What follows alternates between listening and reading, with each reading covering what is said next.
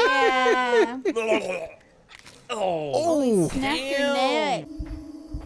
better fall in line.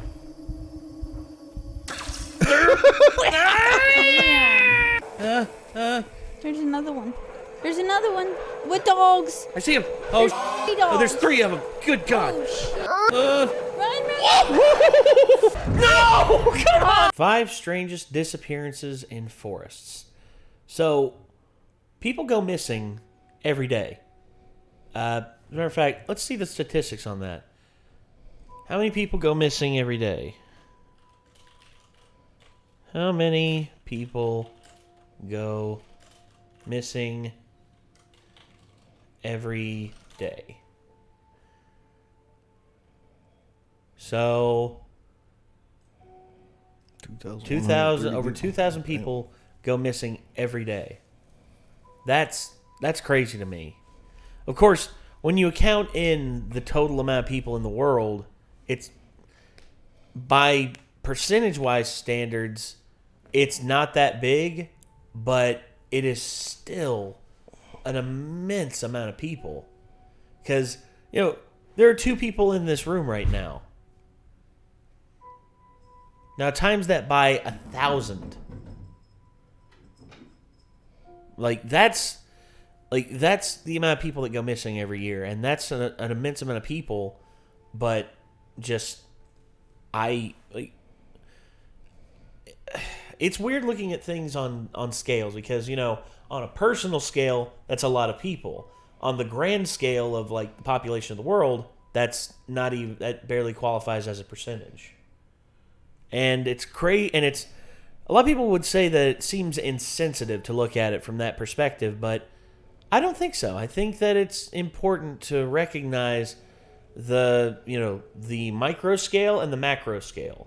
You know, looking at everything on the micro scale on a more personal level, that is something I think everyone needs to do, but also people need to look at certain things and look at everything on the macro scale and be like, oh, in the grand scheme of things, this isn't that bad. This isn't as terrible as, you know, you would think it is. And because if you look at everything personally, the actual chances of you or me going missing are very, very low. If you're looking at it in the very large scale of things. Yes. Excuse me. Bless you. Don't know what it is, but yeah, I've been sneezing up a storm here recently. So that's why it usually makes like the international news when somebody actually goes missing. Yeah. A lot of times around here. Because it's not that common of a thing. And there are people who have gone missing throughout history and have never been found. I know that, you know, a lot of people look at Jimmy Hoffa. Jimmy Hoffa went missing and was never found, and there's a reason for that. You know, you get in bed with the mob, you're more than likely not going to live to see the day. See the daylight ever again if you cross them. He's just wearing concrete shoes in a river somewhere, I'm sure. Either that or he was buried in the concrete. He was made like that. As a matter of fact, I've heard someone make the joke. It's just like, let's just say Jimmy Hoffa really set the foundations for a lot of big buildings out there. If it's a lot of buildings, then that means they chopped him up and put him in different concrete. I wouldn't doubt. Well, yeah, concrete bases, because I looked at when they were rebuilding when they were redoing the Statue of Liberty in the 80s or in the 70s. You know, they were like redoing the concrete. They poured this pit of concrete that was over 45 feet deep when it was wet. Now, what's to stop someone from be like, oh yeah, 45 feet of concrete. Let's just tie a weight around this and boom, straight down. Never to be seen again. It's basically quicksand that solidifies. That's what you're dealing with. And thankfully, you know, we don't really live in big cities like that where that's really that common of a thing, but we are in a very forested area, and getting lost in forests is a much more common occurrence than you'd think. So we're going to hop into this Mr. Ballin video of the 5 strangest disappearances in forests. the missing 411 phenomenon. I have the number one trick to never getting lost in the forest, by the way. What's that? Don't go in the forest. Every now and again, I like to go like perusing through forests, but it's usually paths that I've been on a lot and I know very well. You know, like Little Stony Falls, the Black Forest back in Sugar Hollow. Which that's not that bad, because like even if you were lost out there, if you just went the same direction for like an hour, you would definitely find civilization again, because it's like a pretty probably condensed, cut off forest area. There is shit around that in all directions. I would also say Arrowhead and Big Creek. Those two I really like. I used to love going up on High Knob all the time, and High Knob ever since they shut down the original pathway to get up to Flag Rock, that pissed me off so bad, because I used to love doing that. Me and my dad would go like climbing back there, and we'd climb up to Flag Rock and everything. Now the old way is shut and the new way is there, and it's a lot safer, but it's boring. It's basically just like, instead of it, you climbing up a little rock face or, corralling your way through these rock faces. Instead, now it's just like, oh, safe pathway. Like, oh, hey, look, I'm on Flag Rock. It's not what it used to be, and I hate that. But oh well, it is what it is. Anyway, safety's for nerds. Well, I can appreciate. Now, I would at least have both paths still there. Yeah. I would do the safe way, for normies. But then, people who are used to that area, why not let them still have the way to get up to Flag Rock the old way? But they shut it down. Don't know why.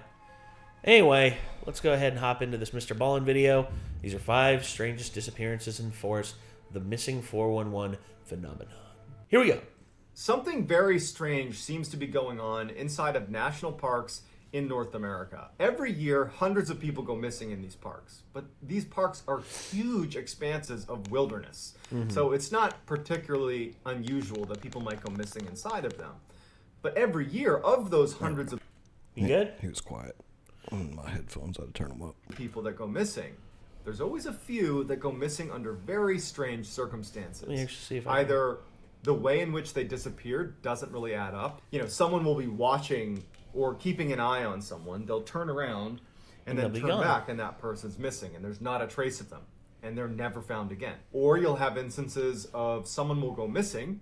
There'll be an extensive search. There's no trace of them, and then they're found like miles and miles away in locations that are almost impossible to get to. Now, one man, David Paulides, who's a former police detective, he began researching these very strange disappearances inside of national parks. It started when a park ranger actually approached him and said, hey, there's a bunch of weird things happening in state parks. You should look into it because you're a former detective. And so after looking into it, he discovered that there were so many oddities around many of these strange disappearances. And he saw there was many overlaps and similarities that he really dove into it. And he's examined thousands of these strange cases. By his count, 10,000 plus hours of research. He's written 4 books. They're all under the name Missing 411. If you Google Missing 411, you'll find a plethora of information about these cases. Before. He has 2 documentaries out. And so David, he doesn't actually take my buddy a Chance stance talked as to me to about what's Missing causing 411 before. These strange disappearances. Anybody that follows along with the Missing 411 cases is basically led to believe that something is hunting humans in North America inside of national parks. It is fascinating, it is terrifying, and I've picked out 5 of the most bizarre cases that I've come across inside of Missing 411. Before we get into those 5 stories though, if this is the type of content that you're interested in, the strange, dark, and mysterious that I've kind of promised in this video, well, that's what my channel is all about. And I post 3 to 4 times a week. And so if that's your style and you like that type of content, if you could, please gently lambast the like button, and then please turn on all notifications so you don't miss any of my weekly uploads. All right, let's get into the stories. On Father's Day weekend, like the most mild thing he's ever said to do to the 6-year-old like Dennis button. Martin, his brother, his father, and his grandfather headed up to the Smoky Mountains to go camping. This was a family tradition on Father's Day, and they were really excited about it. They get to the same campsite they always used. They set up, they have a wonderful first night, they camp out, and the next day, another camper in the area happened to walk by and saw that Dennis and his brother were playing there. And so this camper had kids as well, and he asked Dennis's father, hey, would it be okay if I brought my kids by? They're the same age as your sons, and they can just play together. Dennis's father says, sure, bring them down.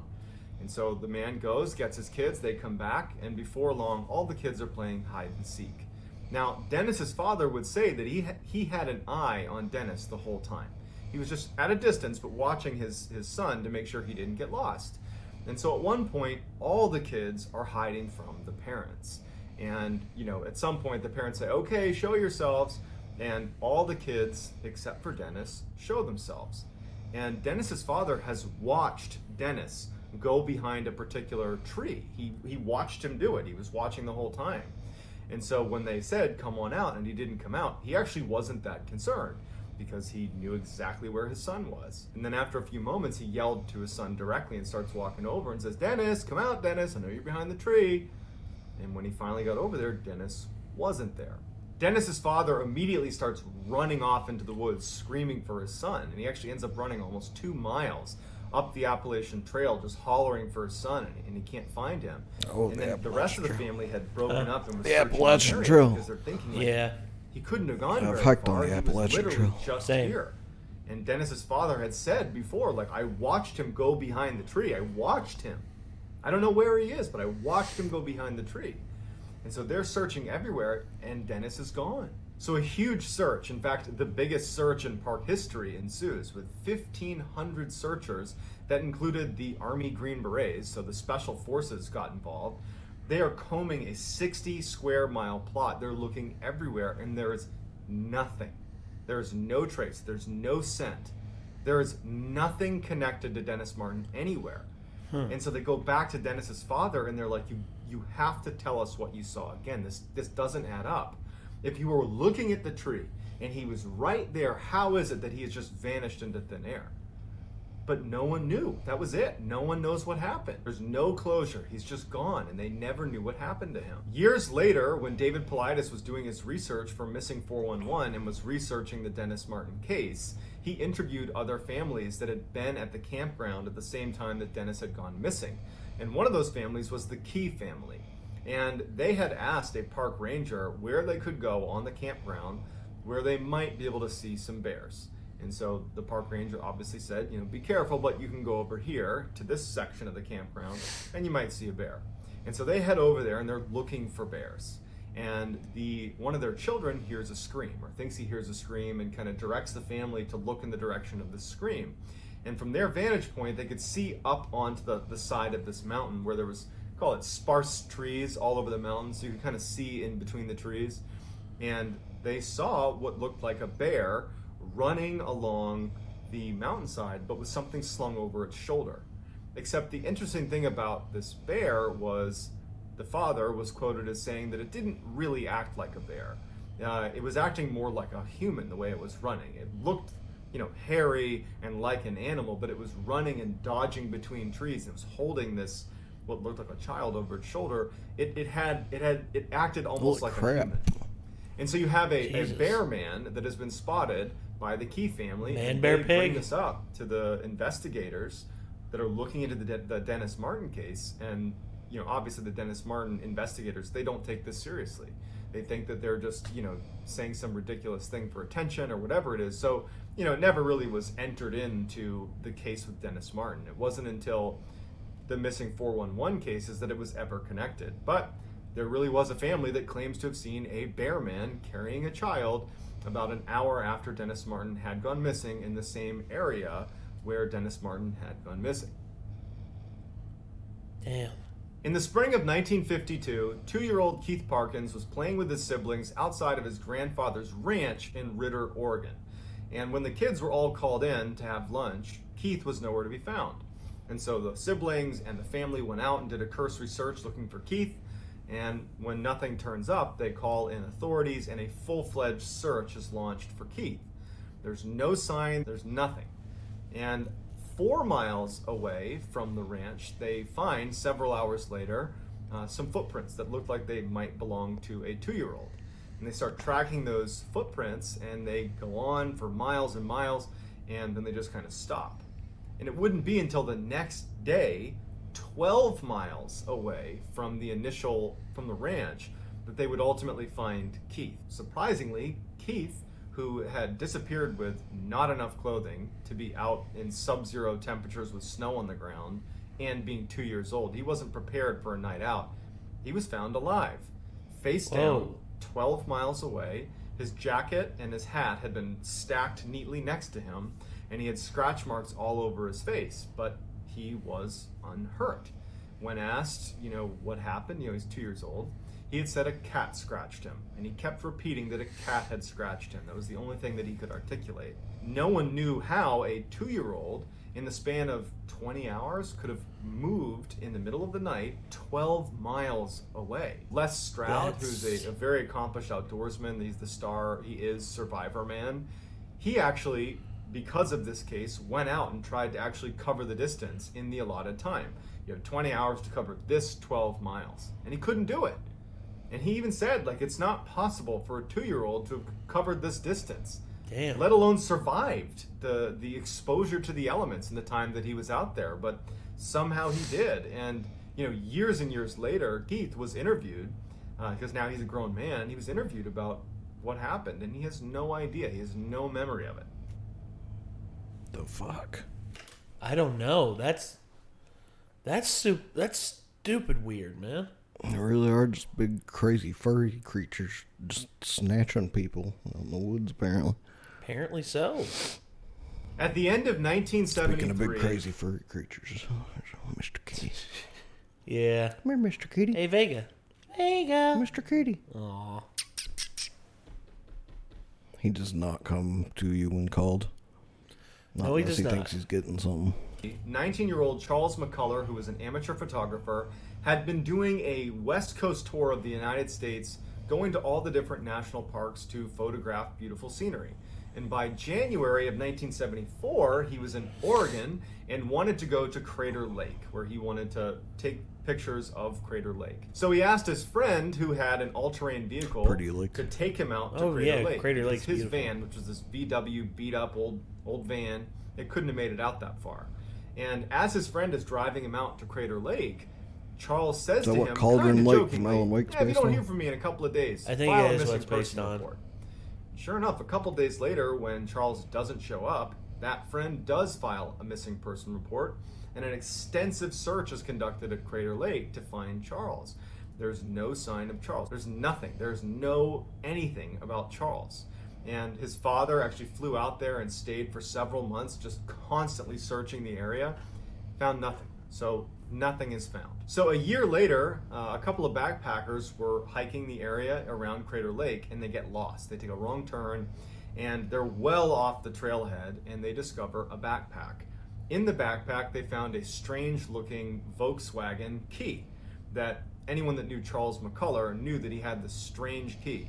And so when they found it, it was a distinctive key. And so when they gave it to police, it turned out that it was Charles McCullar's backpack. So investigators went out and started looking in the area that this backpack was found, which was 12 miles off the trailhead. So this is well off the trailhead. And near the backpack, they find what remained of Charles McCullar. So they found his pants unbuttoned and on a log, as if he was sitting on the log and then just disappeared into the ground. But his pants were still there. Sticking out of the pants were his socks, no shoes, and in the socks were his feet bones. There was no jacket, there was no upper portion of his skeleton. 12 feet away, they find a portion of his skull. And that is the last thing they find of Charles McCullar. Jesus. And ultimately, it was determined that he died of natural causes. His family was not prepared to accept that, however, when you look at some of the circumstances. We have, he's missing his jacket, he's missing his boots, he's missing his photography equipment, his head is detached from his body. He was also 12 miles off the trailhead, and when he went missing, there had been approximately 5 to 7 feet of snow that had dumped in the area. So how did he move 12 miles off the trailhead in 7 feet of snow, especially when you consider he was not an outdoorsy 12 type. miles Even when he again, got dropped too. off, by That's his friend weird. that drove That's him out 12 there. miles. He even said later on that he felt like Charles was very ill-equipped for the environment he was going into. But at the end of the day, it was left as, sorry, he went missing and he died of natural causes, and that was that.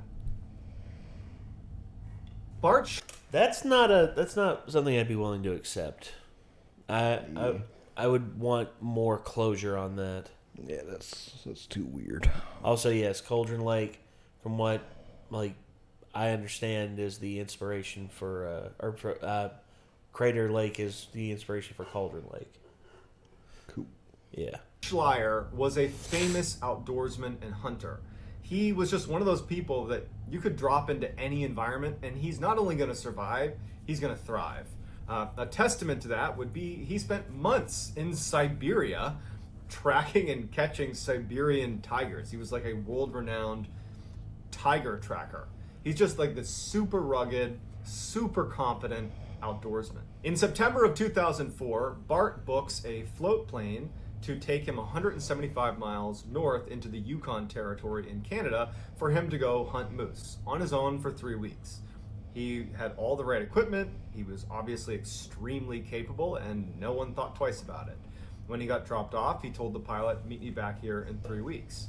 And so off he went. The plane leaves and comes back 3 weeks later, and there's no Bart. Now, the pilot knew Bart was like a god in the wilderness, and so he wasn't really concerned, but he went over to where he had been told his campsite would be, and he found the campsite. And it looked like someone was still living there. It didn't look like it had been destroyed at all. And then near his campsite, he found a dry bag, which looked like it had an indent on it, where someone might have been sitting on it up against a tree. And then next to the tree was his bow and some arrows. And it looked like an area where a hunter might have been sitting to call in moose, but there was no Bart. Near the dry bag and the bow and arrow, they found Bart's teeth and a couple of shards of bone. Initially, the thought is, Jesus. well, a large predator must have snuck up on Bart and eaten him. Except there's a couple of huge problems with that theory. One, Bart, his friends at least would say, and people that knew him would say, he would never get snuck up on by a large predator. He was so accomplished in the wilderness. Like, he was always a step ahead of everything around him. So the idea that he would just be sitting there one day and a bear would just happen to sneak up on him is pretty far-fetched. Also, in the area where his teeth and some of his bones were found, there was no sign of what they call a death struggle, where you're fighting for your life, you're smashing into everything. There's none of that. There's no marking on the ground or in the surrounding areas that a large predator had attacked him. Also, his camp had food out in the open, and if a large predator had come through like a bear, after it finished with Bart, it would have raided the campsite, and it didn't. And so the way this was left was he was attacked and eaten by a predator. But nobody believes that, because that wouldn't happen to Bart, and the circumstances around his campsite didn't really add up. The part about the Canadian wilderness, like from Vancouver all the way up through the Yukon and everything, a lot of people say that area is where like the predominant legend of skinwalkers and Wendigos come from. And Wendigos wouldn't make any sense in this case. Huh? So Wendigo wouldn't make any sense in this case. Maybe, but well, of course, like Wendigo gets twisted out of its original folklore a lot of the times. So the original folklore of a Wendigo, as far as I've heard, is that it's a spirit that possesses someone who had to resort to cannibalism during a survival scenario. And basically, once they eat a person, they get possessed by the Wendigo, and then they just all want to do nothing but eat people. yeah, maybe. But then other people like have twisted it into being like basically like an abominable snowman. No, for me it ties into the Skinwalker as well, because that's one thing I've heard, like certain legends about it, is that once you are possessed by that spirit, you basically become like a Skinwalker. You basically become like So I thought the creature. Skinwalkers were supposed to be like still like very in tune with nature, Native American, like our native North American people. That's the whole thing with shamans. That essentially like could transform into animals. Well, the legends get crossed up because I've heard that as well, but I've also heard, that being like shamans and everything on that nature. But all we know is that this guy, Bart Schuyler, he was attacked by something. And it's either that or there's like some sort of like Shadow of Chernobyl style like anomalies that people are just running into out in national parks that just fucking fling them 12 miles away from places and just specifically 12 miles. Basically just like make them explode whenever it happens. Yeah. Into like tiny chunks. Unless you're a child, then you're just left with a small scratch on your face. But flung 12 miles away. Yes. Anyway, yeah, let's keep going. In 2002, Christopher Tompkins was working as a surveyor, and he was assigned to this 4-man survey crew that was working in Harris County, Georgia. And they were walking along this road spaced about 50 feet apart, all 4 of them. Georgia. And Chris was the last one in line. And the third one in line would later tell investigators and police that as they were walking along the road, he would periodically turn around to just, for a quick second, make sure Chris was still there. And as they're walking along with no sound or any indication that anything's happened, he turned around, saw Chris, kept walking. A few minutes later, turned around, and Chris is gone. The third guy hails the other 2, and they go, and they're like, where did Chris go? They're looking down the road, like maybe he stopped, maybe he stepped off the trail, but they can't see him. And they go back to start walking down the road towards where he would have been. And they find on the ground a pile of loose change and some of his tools that would have been in his pockets. And then they see one of his boots stuck in the barbed wire because there was a little barbed wire fence that was running the length of this road. One of his boots was stuck in the barbed wire and there was nothing else. They search the area, they're looking everywhere, there's no sign of him. And it didn't make any sense to the people in this survey crew, especially the guy who was third in line, who was like, I literally saw him a minute ago. And there's no way he could have gotten away without me hearing or seeing some indication of where he was.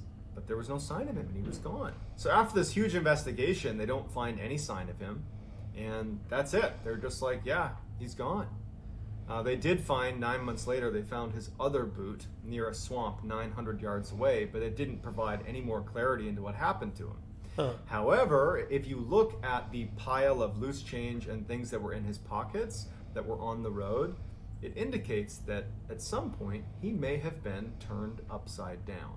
And if you think about the entirety of all of these strange stories where the idea being someone could be hunting humans, just picture in your head Chris Tompkins walking along and something flipping him upside down, dumping the contents out, and then being gone in a matter of a minute where no one can see where they went. These 5 stories are just a fraction of the literal thousands of others that are covered in the Missing 411 series. A predator. And while many people believe that all of the like from the movie The Predator, Oh yeah.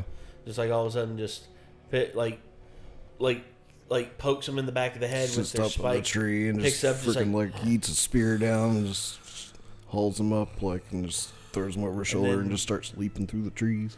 And then drags him through that barbed wire fence, and then as he's hopping through the trees 900 yards away, his other boot falls off into the swamp, and then he keeps hopping through, and gets him back to a ship, stuffs him, puts him on the wall.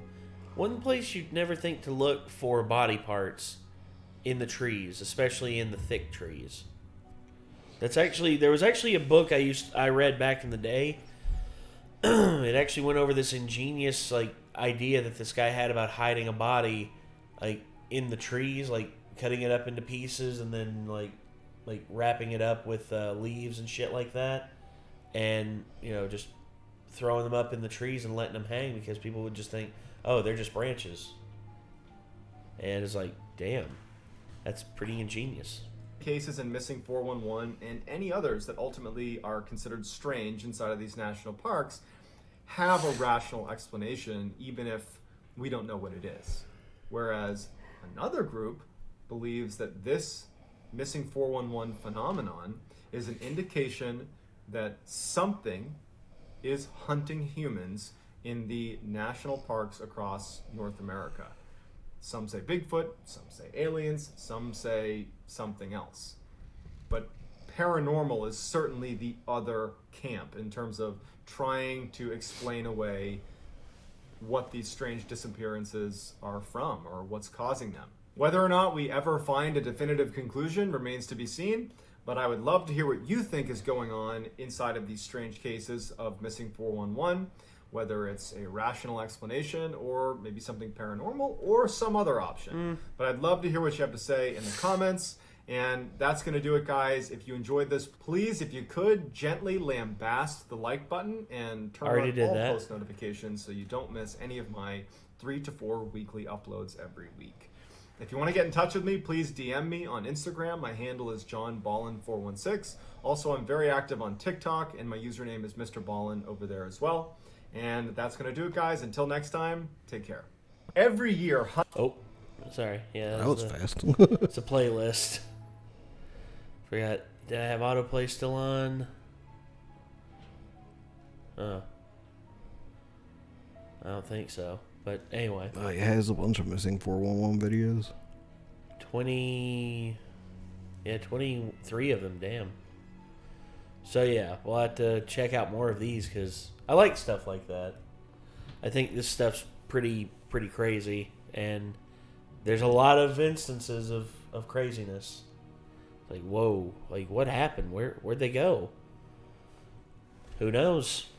It's hard to really come up with any kind of possible rational explanation for some of those. Oh, yeah. Doesn't make any sense.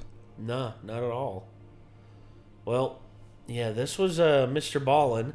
5 strangest disappearances in forests, the missing 411 phenomenon. And, damn, that legit caught me off guard. There were some in there that just, like, made me go, whoa. Some of that was really, really strange. Especially like the kid that moved so far in that amount of time. You know? That an experienced like outdoorsman could not make that same hike. Mm-hmm. That's crazy to me, man. Absolutely crazy. Anyway, so I guess that's going to do it for this. If you want to see more from Mr. Ballin, feel free to click his name in the title of the video. And, of course, be sure to... give the like button a good firm pat on top of the head, and then as they're walking away, you chuck a rock at the back of their head and start running. So, yeah, that's my best I can do to say abuse the like button. So, anyway, everybody, thanks again for tuning in. Until then, I'm Nate. I'm Nick. Take care, everybody. Peace.